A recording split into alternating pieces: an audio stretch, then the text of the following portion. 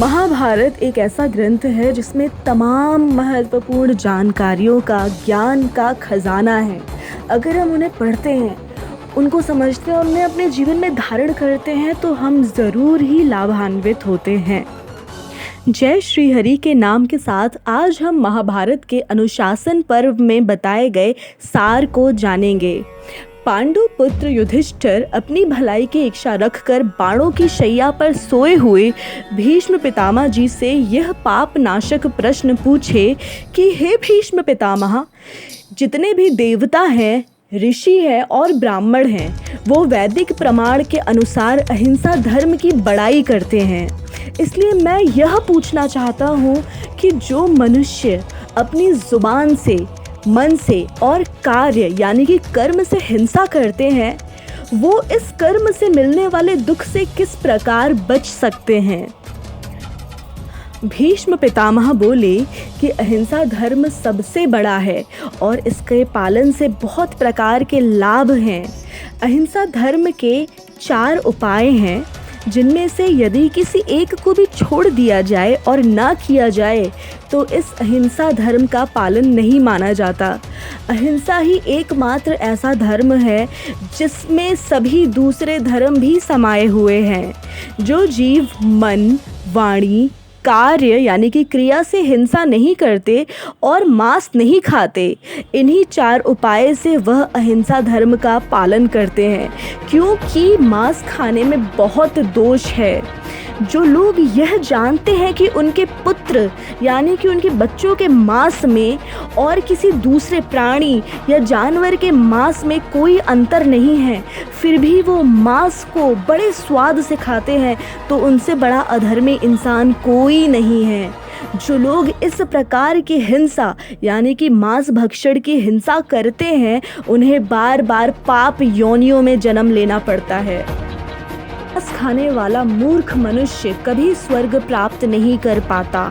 दूसरों के धन एवं धान्य को नष्ट करने वाला और मांस खाने वालों की बड़ाई करने वाला भी कभी भी स्वर्ग नहीं प्राप्त कर पाता। अलग अलग तरह के मांस को खाकर प्रसन्न होने वाले लोगों की ऐसी दुर्गति होती है जिसकी कल्पना करना भी संभव नहीं है। लकड़ी और पत्थर से मांस पैदा नहीं होता, वो सिर्फ किसी जीव की हत्या करने पर ही उपलब्ध होता है, इसलिए उसको खाना बहुत बड़ा दोष है। जो इंसान झूठ बोलता है और मांस का भक्षण करता है, उसे राक्षस समझना चाहिए। मांस को अभक्ष्य जानना चाहिए और उसके लिए किसी भी जानवर की हिंसा नहीं करनी चाहिए। जब कोई मनुष्य किसी निर्दोष पशु के साथ हिंसा करता है, उस पशु की जब कोई भी रक्षा नहीं करता, यानी कि उस पशु को कोई भी रक्षा करने वाला नहीं मिलता, ठीक ऐसा ही अगले जन्म में उस इंसान के साथ होता है। उसके साथ भी हिंसा होती है और उसे भी बचाने वाला कोई नहीं मिलता। जो दूसरों के मांस से अपना मांस बढ़ाना चाहते हैं, वो जहाँ कहीं भी जन्म लेते हैं, कहीं भी चैन नहीं पाते। महर्षियों ने मांस के त्याग को धन, यश और आयु तथा स्वर्ग की प्राप्ति का उपाय बताया है। मार्कंडेय जी ने भी कहा है कि जो जीवित रहने की इच्छा वाले प्राणियों को मारकर या उनके अपने आप स्वयं ही मर जाने पर भी उनका मांस खाते हैं, वह इंसान न मारने पर भी उन प्राणियों के हत्यारे ही समझे जाते हैं।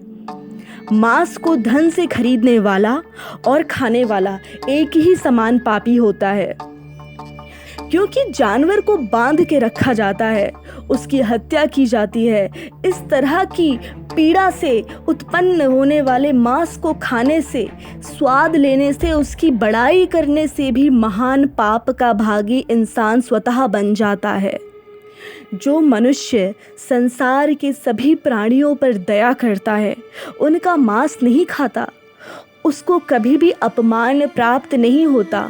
वह लंबी उम्र जीता है और उसे महान धर्म की प्राप्ति होती है। जो मांस खाने के लिए जानवरों की हत्या करते हैं, वो इंसानों में सबसे नीच हैं और महान पापी हैं। जो मांस खाने का लालची है लेकिन पूजा पाठ और यज्ञ एवं वैदिक मार्ग के नाम पर प्राणियों के साथ हिंसा करता है, वह तो सीधा नरक में गिरता है। जानवर की हत्या करने वाला, जानवर को मारने की अनुमति भी देने वाला और उस मांस को बेचने वाला, मांस को खरीदने वाला, मांस पकाने वाला और मांस खाने वाला, यह सभी लोग एक समान पापी होते हैं। जो मनुष्य कई वर्ष पूजा पाठ तपस्या करता है और जो केवल मांस का परित्याग कर देते हैं सदा के लिए, वह एक समान होते हैं। अहिंसा रूप जो धर्म है वो सब धर्मों से बेहतर है। इस बात को मानने वाला और इसका पालन करने वाले स्वर्ग लोक में निवास करते हैं। धर्मात्मा मनुष्य जन्म से ही इस संसार में शराब यानी कि मद्य और मांस का त्याग सदा के लिए करते हैं। ऐसे मनुष्य साक्षात मुनि के समान होते हैं। जो मांस का त्याग करता है और इस अहिंसा धर्म को सुनता है, पढ़ता है एवं दूसरों को सुनाता है, वह कितना भी पापी क्यों ना हो, कभी भी नरक में नहीं गिराया जाता। भीष्म पितामह कहते हैं कि प्राण दान से बढ़कर दूसरा कोई दान न है और न होगा, यह निश्चित बात है।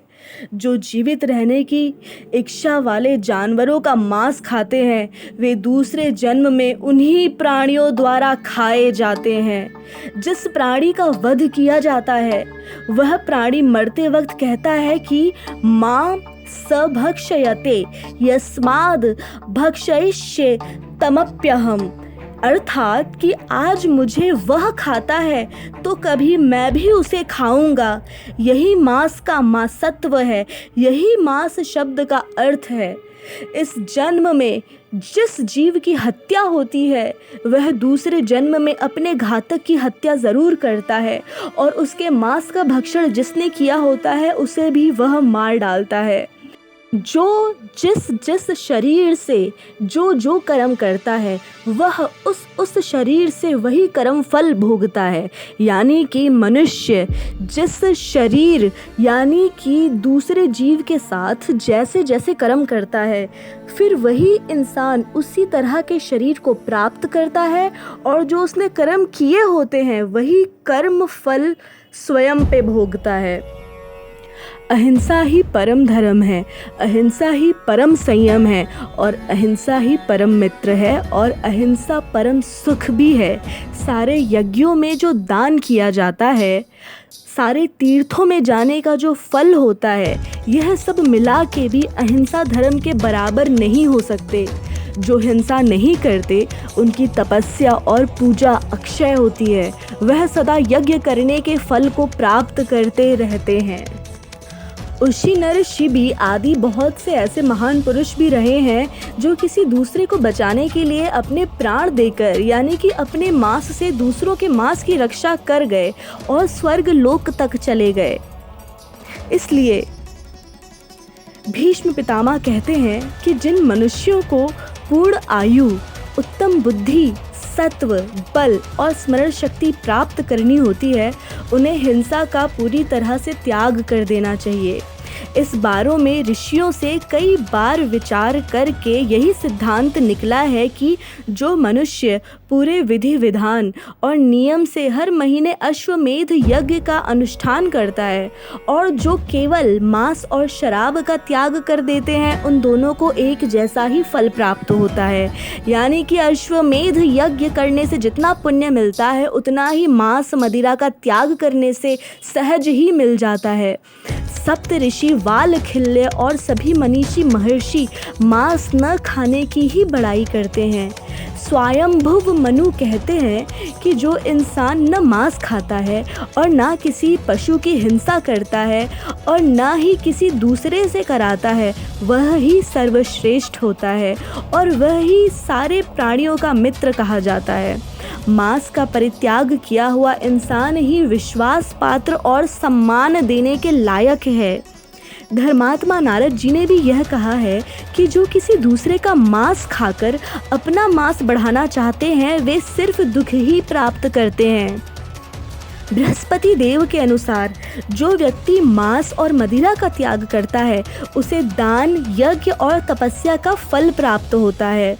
और जो पहले मांस खाता रहा है भूतकाल में अपने, और वह अचानक ही सहज ही मांस खाने का पूर्णतः त्याग कर दे, तो उसको इतने पुण्य की प्राप्ति होती है जितने कि सारे वेद और सारे यज्ञ से भी प्राप्त नहीं कर सकता कोई।